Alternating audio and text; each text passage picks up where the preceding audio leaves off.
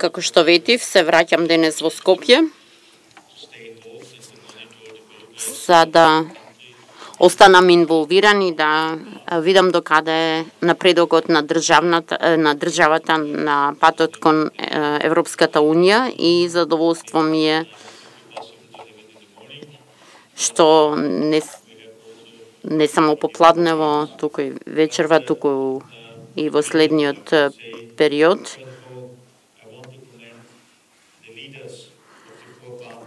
Би сакал да им честитам на лидерите на политичките партии кои го потпиша политичкиот договор за личните заложби за спроведувањето на обврските кои ги презедоа.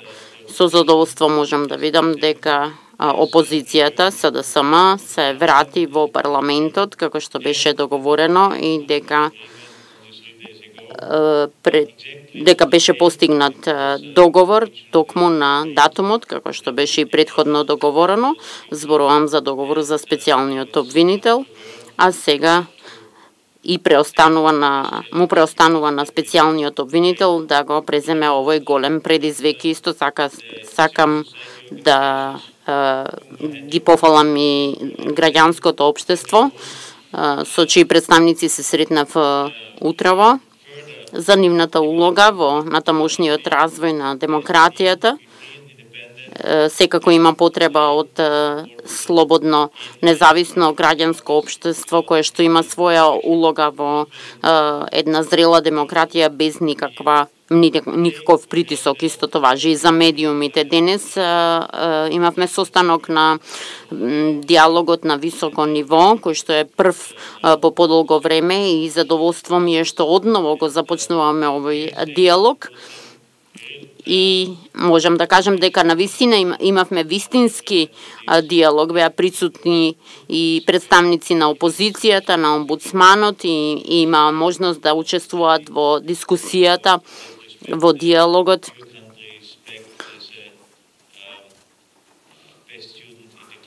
И сметам дека вашата земја покажува добри резултати кога станува збор за вклученост на различни делови од општеството во диалогот со Европското семејство, со Европската комисија. Исто така, во рамките на овој диалог разменавме мислења, но се сретнав и одвоено со сите лидери на партии и направивме преглед докаде е ситуацијата, докаде се реформите и сите мои партнери потврдија дека изборите мора да се одржат до крајот на април, како што беше договорено. Има обврска која што треба да се исполни во однос на одржувањето на изборите и во склад со европските и меѓународни стандарди треба да се подготват овие избори. Директорот на ОДИР и генералниот секретар на ОПСЕ и генералниот секретар на Советот на Европа, сите институции се тука да го понудат своето искуство во подготвувањето и мониторингот на овие избори. Европа е подготвена да ги искористи сите своји ресурси, човечки ресурси, за да помогне во однос на изборите. Но за да се направи ова, важно е да се има соодветна изборна законодавна рамка и за да се донесе ова законодавна рамка во склад со Јунскиот договор, при што сите политички лидери се обврзаа дека најдосна до 6 октомври треба да има договор за содржината на нов изборен законник.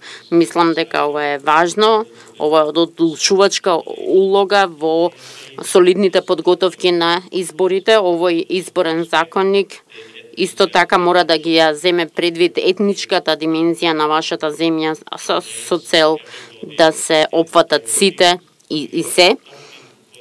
Ние се одлучивме за 6 октомври и имавме, затоа што е вторник, имаме добро искуство со постигнување договори во вторник.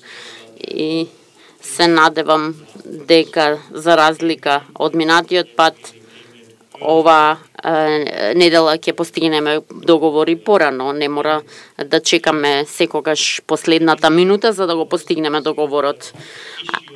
Ако се навратам на прашањето на едно многу важно политичко прашање од европска перспектива, секако зборувам за бранот на бегалци, од кој е погодена вашата земја. Секако вашата земја не е причината за појавата на оваа бегалска криза.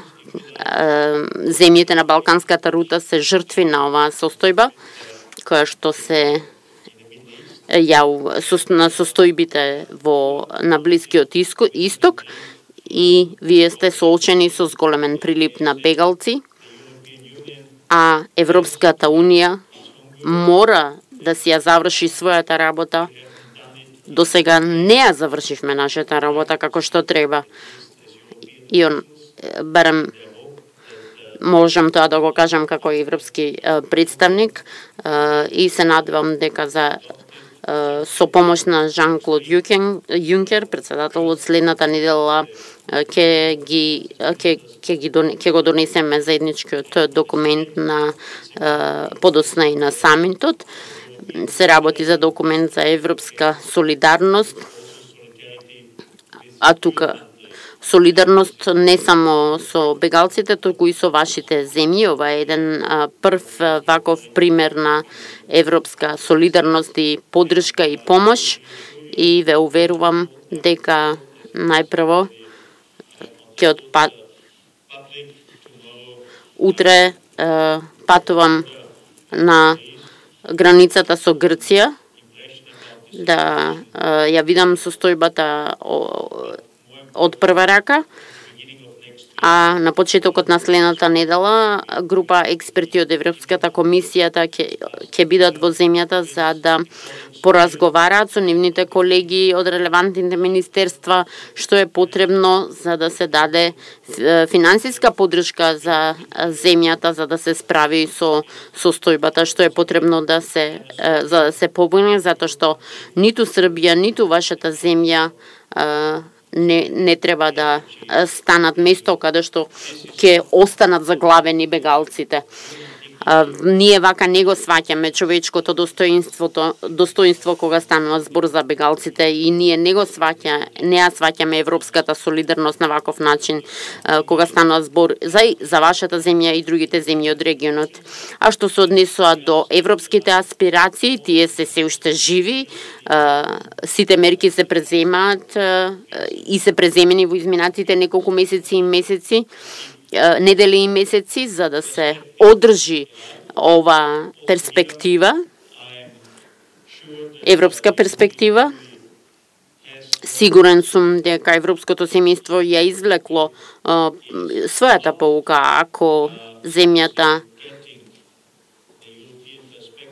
не добие европска перспектива, тогаш настанува проблематичен период и проблематични ситуации, а тоа не сакаме да го видиме. Сосема спротивното, сакаме вашата земја да ја видиме како вреден и ценет нов член на европското семејство. Останува уште многу да се работи.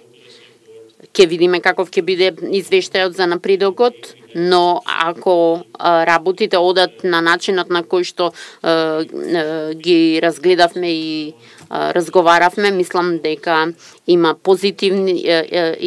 може да се очекуваат позитивни работи во иднината, меѓутоа мора да се преземат сите мерки кои што се договорени пред априлските избори во склад со меѓународните и европски стандарди.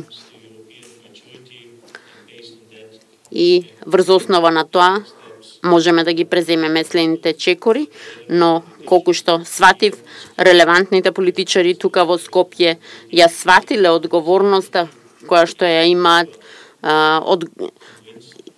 и нивната државотворна улога, и се надевам дека тоа ќе го покажат со нивните действија и дека нема повеќе да се губи време.